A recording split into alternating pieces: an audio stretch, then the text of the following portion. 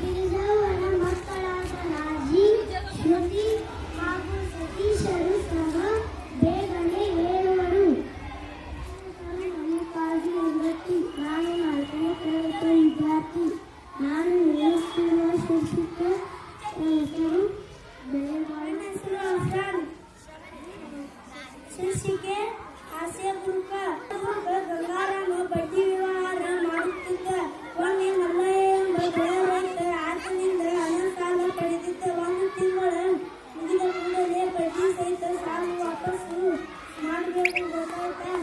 ಆಮೇಲೆ ನನ್ನಂದ್ರೆ ಸಾಲದ ದುಡ್ಡಿನಿಂದ ಮಲ್ಲಯ್ಯ 2 ಎತ್ತುಗಳನ್ನು ಖರೀದಿಸಿದ. 1 ತಿಂಗಳ ನಂತರ ಬಡ್ಡಿ ಸಹಿತ ಸಾಲ ವಾಪಸ್ಸು ಕೊಡು. ಯಜಮಾನ್ರೆ ಕ್ಷಮಿಸಿ, ಹಣ ಹೊಂದಿಸಲು ಸಾಧ್ಯವಾಗಿಲ್ಲ. ಇನ್ನು ಮೈಗಳಿಗೂ ಹುಲಿಗೂ ಸಂಪಾದಿಸ್ತೀನಿ. ಹಾಗಾದ್ರೆ ಈ ಎತ್ತುಗಳನ್ನು ಮಾರಿ ನನ್ನ ಹಣ ತೆಗೆದುಕೊಳ್ತೀನಿ. ಯಜಮಾನ್ರೆ ದಯವಿಟ್ಟು ಎತ್ತುಗಳನ್ನು ಕೈಯಲ್ಲಿ. ಇದೇ ನನ್ನ ಜೀವನ ಆಧಾರ. ಶೀರ್ಷಿಕೆ ರಾಮನಹಳ್ಳಿಯ ಬಸ್ಸು.